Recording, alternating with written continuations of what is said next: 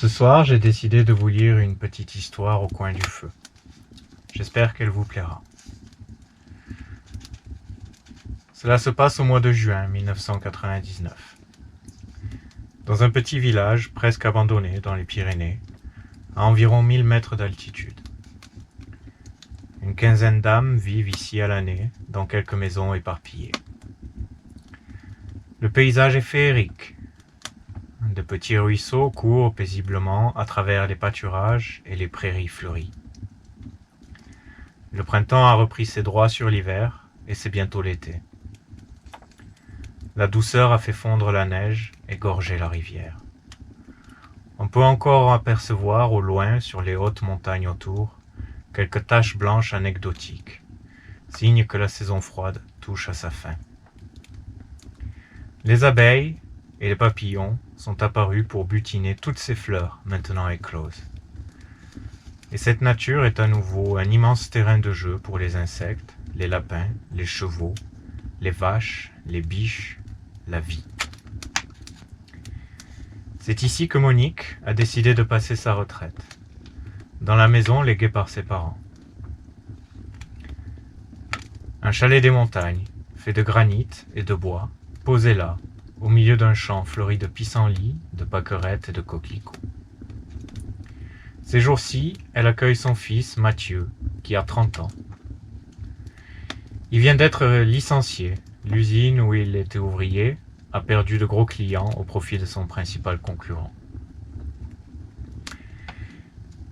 Il a donc pris la décision de profiter de ses vacances forcées pour revenir passer un été dans cette nature qu'il appréciait tant quand il venait passer les grandes vacances chez ses défunts grands-parents.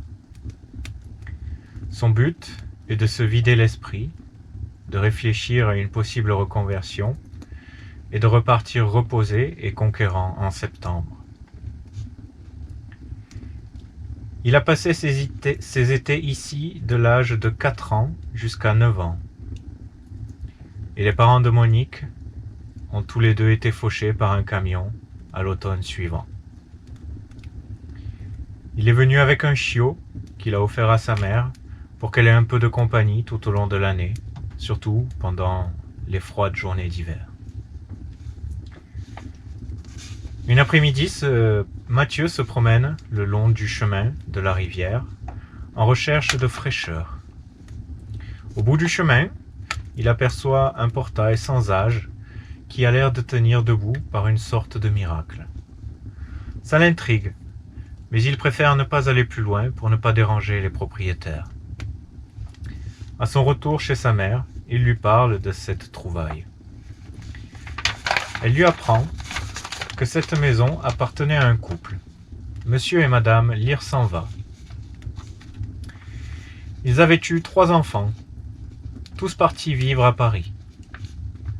Monsieur Lirsanva était écrivain et son épouse l'aidait dans les tâches administratives. Un cancer l'avait emporté en quelques mois et il laissa sa femme seule dans leur demeure. Tout cela s'était passé quelques années avant la naissance de Mathieu. La veuve vécut encore plusieurs années dans leur foyer, se renfermant sur elle-même. Elle refusait de sortir de la propriété, si bien que le bruit courut dans le village qu'elle était devenue folle. Pour cette raison, les grands-parents de Mathieu n'allaient jamais de ce côté-là de la rivière avec lui, et cette histoire lui était tout bonnement inconnue jusqu'à ce jour. Il y eut toutes sortes de rumeurs sur Madame Lirsanva. La plus vraisemblable était qu'après plusieurs années en autarcie, à cultiver son potager, elle était devenue sénile et transportée dans une maison de retraite près de Paris, où ses enfants pouvaient lui rendre visite régulièrement. Et depuis cette époque, une vingtaine d'années déjà, la propriété était restée inoccupée et personne au village ne sait si la vieille dame est toujours vivante. Le dîner est terminé. Monique et son fils débarrassent la table. Il lui dit qu'elle peut aller se coucher, il fera la vaisselle. Elle est fatiguée, elle monte faire sa toilette avant d'aller dormir. Depuis quelques heures maintenant, l'histoire de ce vieux couple pique la curiosité de Mathieu. Aussi, il décide d'aller visiter la propriété. Dans son sac à dos, il emporte une torche électrique, une lampe à pétrole, une bouteille d'eau et un gilet, car les nuits à la montagne sont fraîches, même en juin. Il remonte le chemin de la rivière jusqu'à se retrouver face au vieux portail. Il peut lire une inscription presque effacée à laquelle il n'avait pas fait attention plus tôt dans la journée. Il arrive à déchiffrer « Monsieur et Madame Lire s'en va ». Derrière ce portail, un petit sentier monte et serpente à travers les broussailles. Il a l'impression de pénétrer un monde de ténèbres. Pourtant, après 2 minutes, le paysage devient moins sombre. Il arrive dans un verger de pommiers, comme il y en a beaucoup dans les Pyrénées. Après l'avoir traversé, il voit un peu plus haut un chalet, tout de bois fait. Un rez-de-chaussée avec une porte et 2 fenêtres, et un étage avec 3 portes-fenêtres qui donnent sur un balcon de la longueur de la façade, qui est dirigé vers le sud pour profiter du soleil. Les volets sont tous fermés. Cette maisonnette est un petit peu surélevée, comme très souvent en montagne, pour éviter d'avoir l'issue bloquée par la neige en hiver. Sur le perron se trouvent 2 rocking chairs, certainement pour admirer le paysage pendant les belles soirées estivales. En effet, la vue est magnifique, paisible et reposante. On peut entendre la rivière en contrebas, les oiseaux et le bruit du vent dans les arbres. Mathieu hésite un petit moment, mais poussé par la curiosité et un sentiment qu'il n'arrive pas à définir, il décide d'essayer d'entrer dans la maison. La porte n'est pas verrouillée. À sa grande surprise, elle grince très peu à l'ouverture. Un interrupteur est là. Par automatisme, il tente d'allumer la lumière, mais rien ne se passe. Il allume sa torche et découvre l'intérieur. Il y a une seule pièce, d'environ 30 mètres carrés. Un coin cuisine avec évier, gazinière et placard. Une table ronde assez grande pour 4 à 5 personnes, un buffet et 2 fauteuils près d'une grande cheminée. Au fond à droite, un escalier mène à l'étage. Certes, il y a quelques toiles d'araignée et un peu de poussière sur les meubles, mais rien n'indique que la maison est inoccupée depuis des années. Peut-être qu'elle est squattée, pense-t-il. Il fait attention où il marche et se dirige vers la montée d'escalier en bois. Là encore, on dirait que les escaliers sont entretenus avec de la cire, régulièrement. Il en grimpe les quelques marches et se retrouve au premier. Là, il fait face à 2 portes dont l'une est entr'ouverte. Il voit d'abord à l'intérieur de cette pièce un lit d'1 personne, un secrétaire avec une chaise près de la porte-fenêtre, sur lequel trône une vieille machine à écrire et quelques livres. Il y a une bibliothèque le long du plus grand des murs, sur la droite, et un fauteuil qui a l'air bien confortable, à côté duquel se trouve une petite tablette avec une lampe. La bibliothèque est entièrement remplie et de nombreux ouvrages traînent sur le lit et le secrétaire. Il se sent comme attiré, invité par cet endroit que d'autres considéreraient lugubre. Étrangement, il ne fait pas frais à l'intérieur en ce début de soirée. Il se sent bien et pense se poser pour feuilleter l'un de ses romans. L'un d'entre eux, sur le lit, attire son œil. Son titre, « Conte d'un enfant torturé » de Gustave Lire s'en va. Mathieu trouve ce titre ô combien énigmatique. Il sort la lampe à pétrole de son sac et la pose sur la tablette avant de l'allumer. La pièce s'éclaire d'une lumière douce. C'est là un univers favorable à une bonne lecture. Un livre ouvert, intitulé « Le voyage d'une femme seule », du même auteur, est posé, ouvert et retourné, sur l'assise du fauteuil. Dans une sorte de respect, il le prend et le pose dans la même position sur le secrétaire, avant d'aller s'asseoir et de se plonger dans l'univers dépeint par M. Lire s'en va.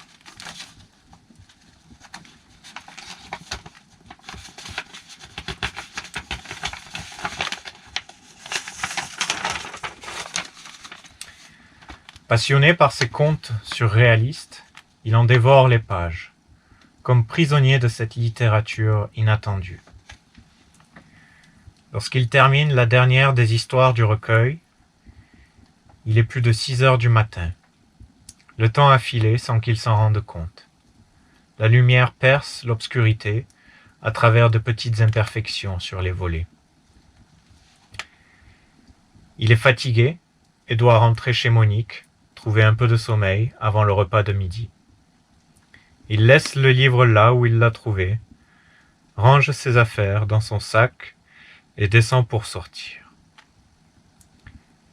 Il ouvre la porte et, à peine passé son seuil, sursaute et pousse un petit cri étouffé de surprise. Là, sur le perron, dans l'un des 2 rocking-chairs, faisant face au doux soleil du matin, se balance une vieille dame. Gêné, Mathieu se confond en excuses. La vieille dame lui dit « N'ayez pas peur, et ne soyez pas gêné. Je ne voulais pas vous effrayer. Je vous attendais. En fait, je vous attends depuis bien longtemps. » « Ah bon? Vraiment? » ?»« Oui. Asseyez-vous, s'il vous plaît. » Mathieu obéit. La dame se tourne vers lui et il aperçoit qu'elle est probablement aveugle. « Vous connaissez certainement mon nom. »« Je pense, oui. Madame Lire s'en va ?» questionne Mathieu. « Oui, c'est bien cela, en effet. » « Vous savez que tout le monde vous croit morte, madame ?» dit-il d'une voix peu assurée. « Oui, et c'est pour cette raison que je ne sors pas d'ici. Et puis, j'ai tout ce dont j'ai besoin. » « Alors, pourquoi dites-vous que vous m'attendiez ?» demande Mathieu. « Eh bien, jeune homme, comment vous appelez-vous ? » ?»« Mathieu, madame. »« Très bien, Mathieu. Voyez-vous, j'espérais bien qu'un jour quelqu'un viendrait dans cette maison. Je vous ai entendu rentrer hier dans la soirée. Vous savez, à mon âge, on ne dort pas beaucoup et on a le sommeil léger. Je vous ai écouté tourner les pages du livre que vous avez choisi toute la nuit. D'ailleurs, lequel était-ce ? C'était « Conte d'un enfant torturé », écrit par votre mari. Oh, je l'ai adoré. Comme tous ces autres livres d'ailleurs. Et vous, qu'en avez-vous pensé ? Je l'ai dégusté du début à la fin, madame. Mathieu, vous avez sûrement remarqué qu'un livre était resté ouvert sur le fauteuil, demande la vieille dame. Oui. Son titre est « Le voyage d'une femme seule ». Je l'ai posé près de la machine à écrire. Eh bien, Mathieu, c'est le seul livre que je n'ai pas pu lire en entier. Voyez-vous, il y a de cela bien des années, j'ai fait une mauvaise chute dans l'escalier. J'ai cogné ma tête et suis resté inconsciente un moment indéfini. À mon réveil, je ne voyais plus rien. Tout était noir. J'ai cru que cela passerait, mais non. J'aimerais que vous me le lisiez, s'il vous plaît. C'est là mon dernier souhait.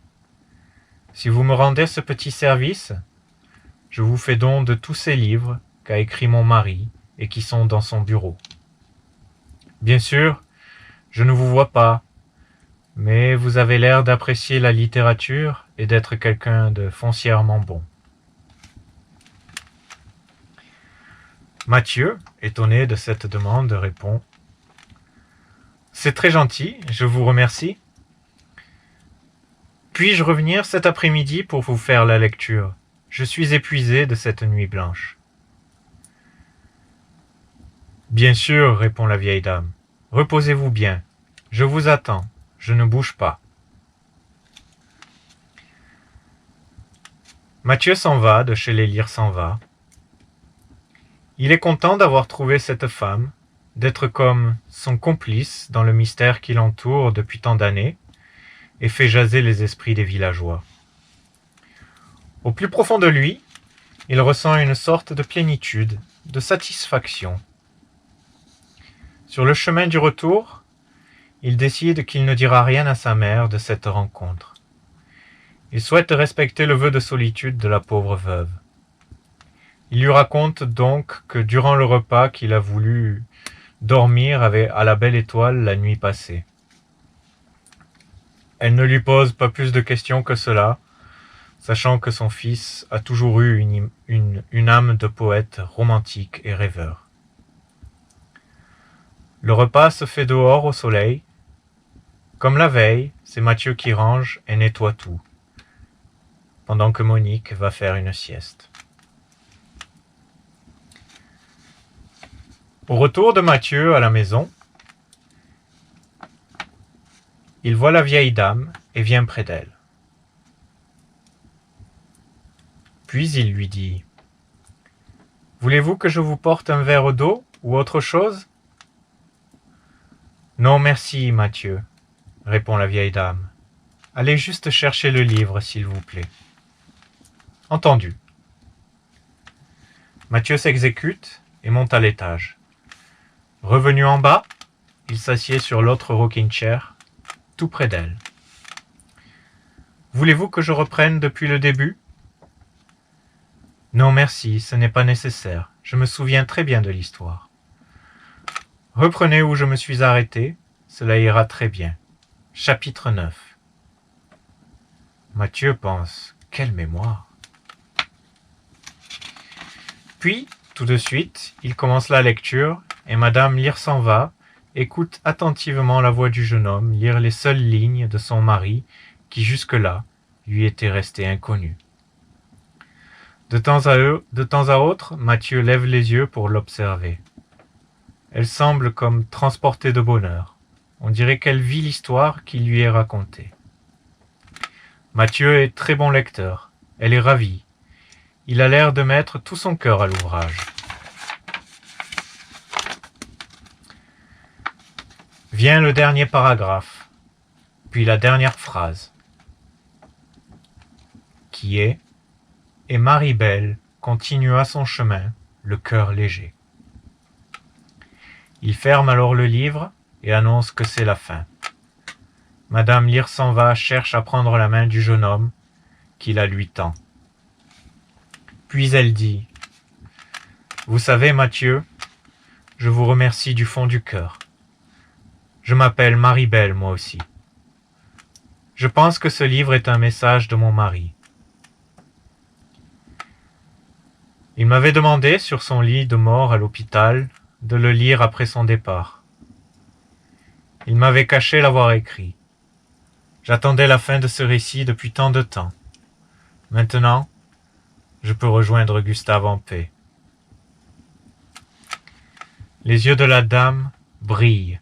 Elle a un sourire discret et épanoui sur son visage. L'étreinte de sa main sur celle de Mathieu se relâche doucement et il la voit rendre son dernier souffle devant lui. Elle avait attendu patiemment, comme une petite fille, qu'on lui raconte une histoire avant de s'endormir pour la dernière fois. Mathieu, Bouleversé par ce moment, par ces paroles, lui ferme les paupières et se lève pour aller pleurer un peu plus loin. Il fait le tour de la maison et découvre un potager d'environ 200 mètres carrés. Il n'en a jamais vu de pareil. Tout est extraordinairement bien agencé et entretenu. Il a du mal à y croire, mais la seule explication est que cette dame aveugle et presque grabataire en était à l'origine. À son retour sur le perron, Marie-Belle a disparu. Son rocking chair se balance encore doucement.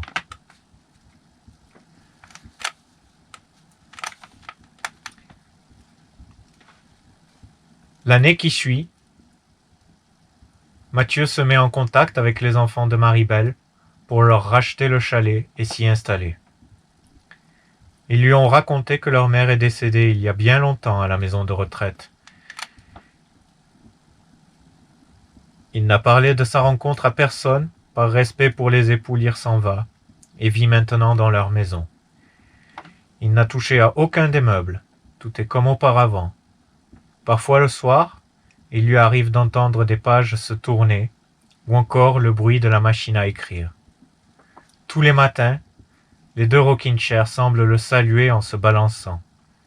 Ils sont à nouveau réunis, se dit-il. Lui, qui n'a jamais cultivé quoi que ce soit, profite maintenant des récoltes du potager. C'est comme si Marie-Belle guidait chacun de ses gestes. Il continue son œuvre au potager et celle de Gustave dans le bureau, car Mathieu est devenu écrivain.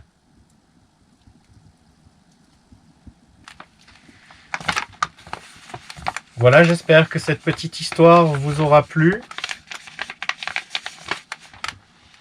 J'ai un petit peu bafouillé à certains moments.